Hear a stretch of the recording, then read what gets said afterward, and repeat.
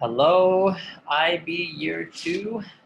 Welcome back to another lesson with Mr. Din. Okay, so let's get going. Hopefully you guys are doing okay. I wanted to start off by introducing the lesson today. The lesson's focus is about something called chi-square. It's not chi, it's chi. Chi-square is a statistical tool that we use to determine whether two variables are due to chance or due to something that's connecting them. That's basically what it is. There is two huge understandings we want to walk away with today. The first understanding is conceptually what chi-squared means. And how do we conceptually apply that to our practicals? The second big thing we want you to understand by the end of the video is just how to perform the chi-square calculations. Everyone, upon watching this video, should have completed the exploration activity that I assigned last week. So you should have some data about if you flip a coin, how many heads did you get and how many tails did you get. We are going to bridge that lesson to this lesson by going over just how to calculate chi-square. It's not that hard. We just got to go through it a few times and have you guys practice. Okay, with these goals in mind, I'm going to share my screen. And I'm going to show you the agenda for today. Hopefully, yeah, okay. So I'm going to post online for you guys to answer a brain jog about chi-square. Very easy. Number two is I'm going to go over the chi-square explanation. This goes on page 13 of your bills, so make sure it's on the right page. Finally, I'm going to assign to you some chi-square problems for you to complete on your own, so you can practice, and then if we have time, we can go over it together. Okay, stop that share. Now I'm going to show you the goal of the day. So above the explanation that I'm going to give you in a second, I want you guys to write down the goal of the day for today. Let me just find it. Okay, here's the goal. I'm going to read it out loud. So students understand how to calculate chi-square values and compare them to a critical value chart. These are one of the skills that the IB asks that students understand, just how to calculate chi-square and what does chi-square mean for a science experiment. If you need to, pause the video, write these goals down, and then keep going. Okay, and then finally, I'm going to show you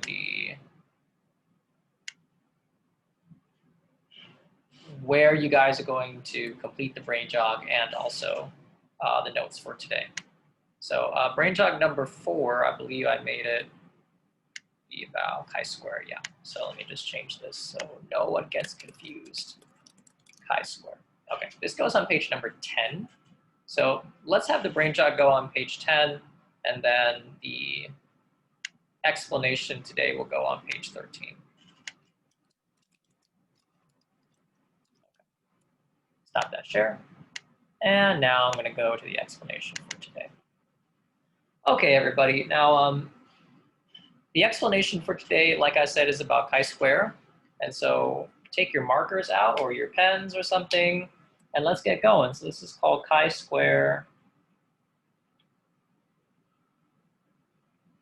of independence.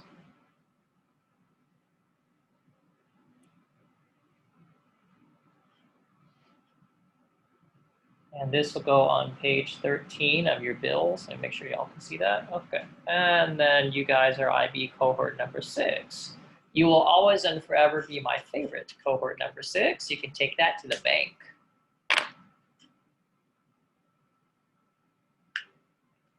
So what I want to do is I want to split the page up into panels. We're going to leave some space beneath the title up here.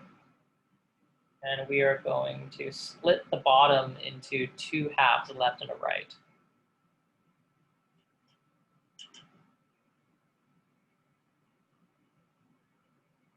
I think it's a good idea just to start off by talking about the purpose.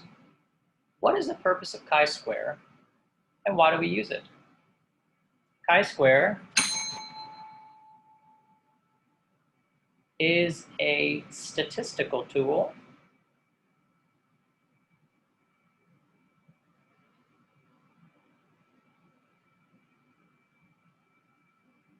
determining whether two variables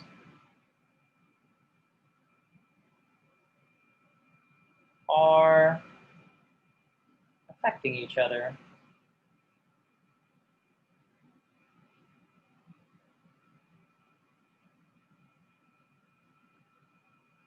Now, another way to say this is to evaluate their independency. Independency.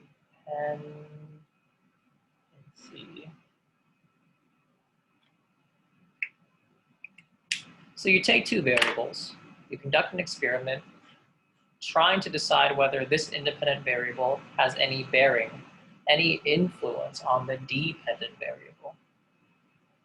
And you can make a really good claim looking at the quantitative observations, but you need to have the statistical tools to back up whether that relationship is or is not true.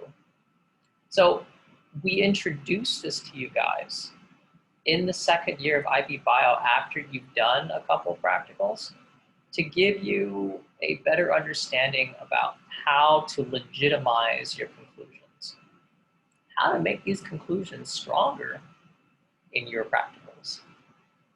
Okay, that's the purpose of chi-square. Now, when we perform a chi-square calculation, it's a good idea to perform the calculation in 3 steps.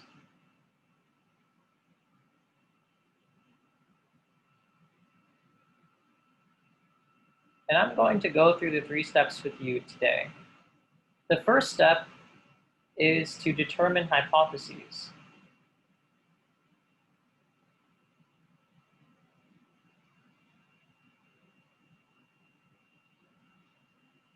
The second step is to calculate. And the third step is to analyze.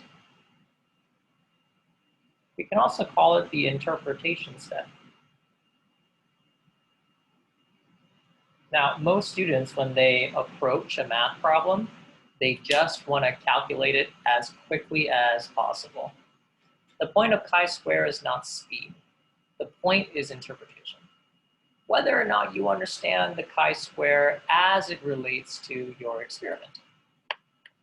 So I don't want you to go fast. I don't want you to go super slow either, but I don't want you to just speed through a calculation. I would instead want you to think about the problem. Okay. I think the best way to go over these 3 steps is to do an example. And we're going to do the coin toss example because it's the one that's most familiar to you. Okay. You toss a coin 50, 100 times. And with a coin toss, you can either get heads or tails. Now, hopefully you come up with some data so you can perform your own calculation by yourselves. The example question we're trying to evaluate in this particular problem is there any outside force acting upon my coin? You're flipping this coin 50 times, 100 times. You would expect the results to be about 50-50. But wouldn't it be curious if there's some supernatural, magical force that is being applied to your coin, where makes the expected values different from the observed values? So that's our basic question for this problem. Is there any outside force acting upon my coin? Well, there's a way to determine the answer to this question using these 3 steps. So let's determine first our hypotheses. And I'm going to zoom in now. We have to, in our first step, approaching this question, we have to be very clear about these 2 hypotheses that we're going to have. The first is called a null hypothesis. The second is called an alternative hypothesis.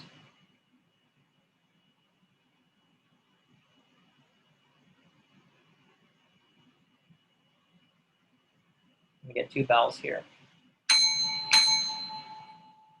So it's easiest to just start with the null hypothesis. For any given problem, this one included, the null hypothesis means that there is no statistical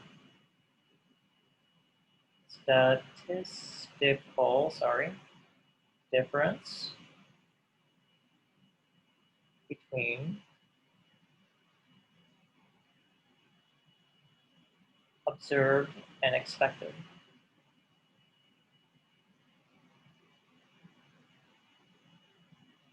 Values. Okay, so you flip a coin 50 times or 100 times. Let's say 100 times.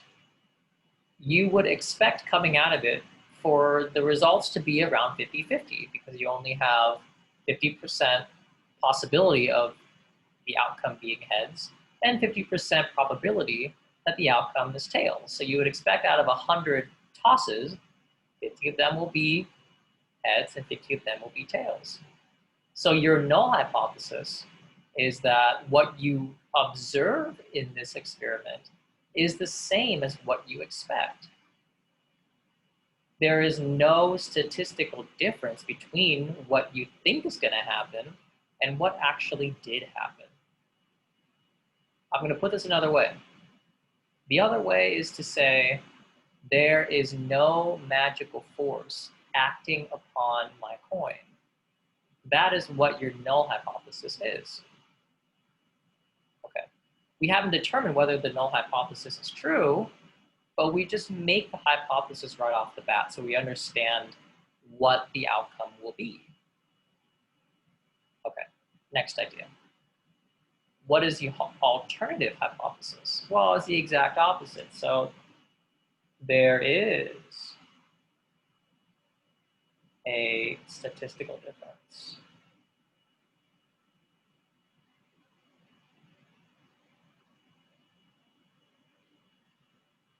between observed and expected.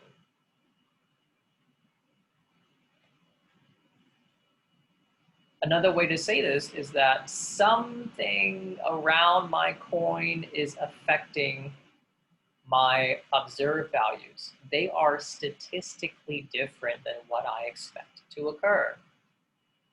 For instance, for this example, if your results come out to be 75 heads and 25 tails, that may lead you initially to lean towards the alternative hypothesis.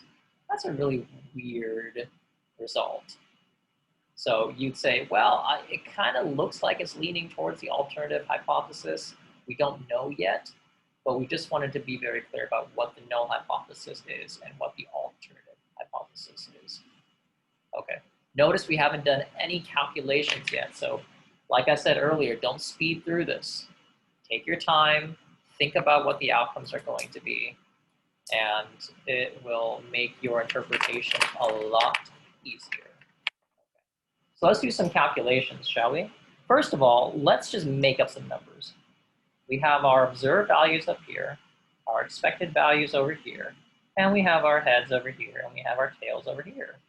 We make like a little chart just to keep ourselves organized. Let's say we get 51 observed heads and 49 observed tails if we flip a coin 100 times.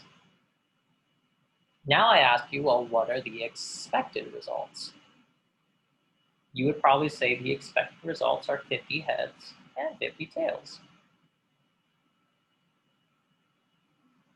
Okay. Now we have our observed results and we have our expected results. We can now perform the chi-square calculation. So chi has like this straight line of the x, but then this line is squiggly. It's not the x. It's not a letter x. Okay, it's chi from the Greek alphabet. Okay, chi-square means this weird little e, observed minus expected, square that top value, and then you divide that whole thing by the expected value. Now, most students see this and they get really afraid because they don't know what this letter is. This letter is a capital S. It means to sum up, to add everything together. So don't be so afraid of it. It's okay. Let me show you what summing up means. You sum up all of the terms that are given to you. This whole thing right here is a particular term. So the first term would be this, the heads value. So let's just plug stuff in, shall we? The observed value for heads would be 51 minus the expected value for heads, which is 50. Square that value and divide that by 50. I got this 50 from the expected value for the heads term. Sum means addition. Now we do the tails term. The tails term is observed value 49 minus expected value 50. Square the top value, and then you complete the term by adding the expected value on the denominator. And once again, all of this together will be chi-square. Now, we can write this value, this summation, in decimal form. So it will be 1 squared, which is 1, over 50 plus 1 over 50. And I'm going to do that on my calculator right here. 1 divided by 50, 0.02 plus 0.02 is the same amount, and you get 0.04 as your chi-square. Okay. Now, usually in a math problem, you say, okay, we're done. We got the answer, we can move on. No, not quite, not quite. We have to now take this chi-square value and weigh it against something called a critical value. And so a critical value looks something like this, which is where we're getting with the analysis part. So we have to weigh against something called a critical value.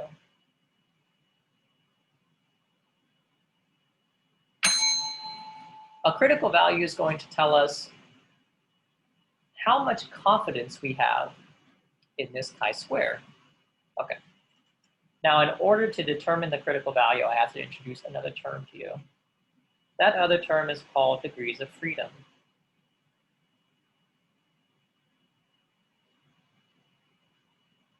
Now, I told you earlier that we're dealing with two terms, heads or tails. So degrees of freedom means all of the possible terms you can have minus 1. So if we have two possible terms, minus 1, then our degree of freedom, n, is going to equal 1.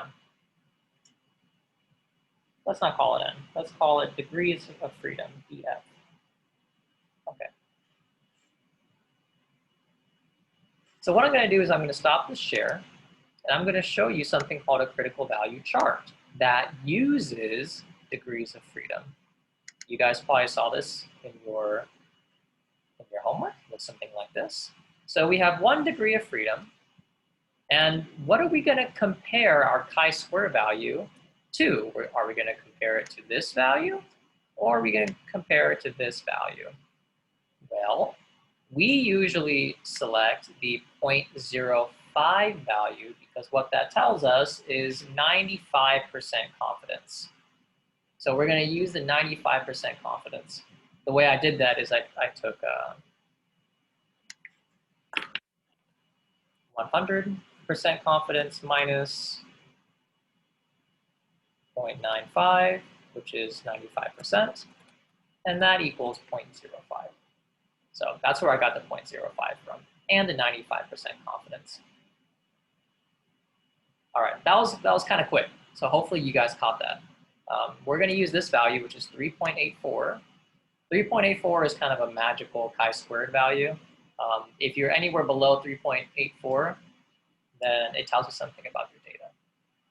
Okay, using the 95% confidence value, or the 0.05, same thing, we are going to compare our chi-square to 3.84. So I'm going to stop that. I'm going to write 3.84 onto our notes.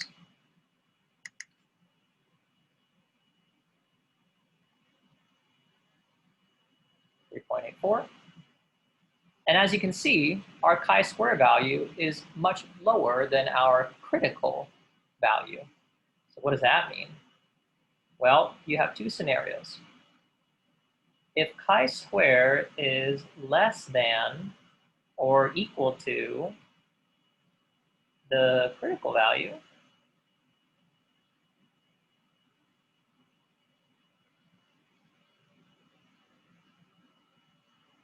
what that means is we accept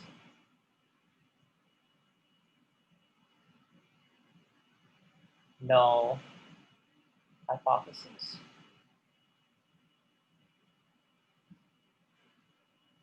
We accept, going back here, that there's no difference between what we observe and what we expect.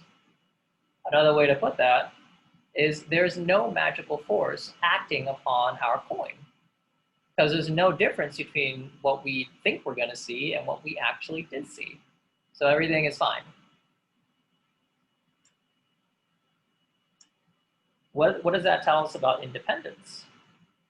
That tells us that these 2 variables are independent, the coin and the result.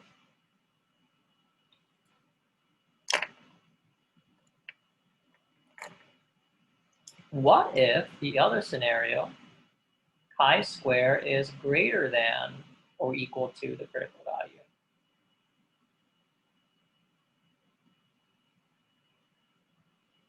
Well, it would be the opposite. We reject null hypothesis.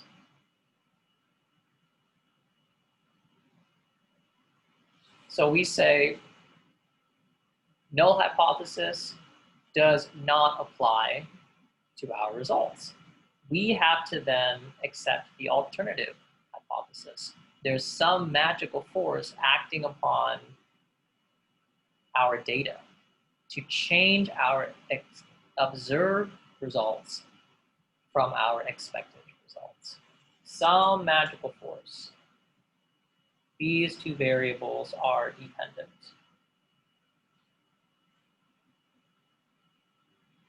Okay. That was a lot. Let's summarize really quickly. The question, once again, to start us off is there any outside force acting upon our coin when we flip it 100 times? First step is to make a null hypothesis and an alternative hypothesis very clear. No statistical difference in the null hypothesis, and yes statistical difference in the alternative hypothesis. Then you do the calculation. Chi-square, its original formula is this. You come up with a value, and you weigh that value against a particular confidence level. that you can determine using the degrees of freedom along with a particular confidence level, 95% we usually use. Lastly, we have to now interpret our results and say this chi-square value is lower than our critical value, therefore we accept the null hypothesis. If we see that the chi-square is greater than the critical value, we have to reject the null hypothesis and accept the alternative hypothesis. A saying that I was taught many years ago, if the chi-square value is low, you keep the null hypothesis. You keep it, bro. If it's low, you keep it, bro. If it's high, you say bye-bye. What are you saying bye-bye to? You're saying bye-bye to the null hypothesis. If it's low, keep it, bro. If it's high, say bye-bye. That's what I always go back to. Okay. You will perform more of these calculations in your problems today. I'm going on 27 minutes, and so I think it might be a good idea to have you work on these for now, and then I'm going to introduce to you something called a contingency table. So I want you to work on these and kind of wrestle with these calculations first, and then I'm going to introduce to you the contingency table next time. Okay, so with that said, hopefully you guys have a good day. This is Mr. Din checking out from Koreatown. Bye, everybody. I'm going to stop the share and end the call. See ya. Wait.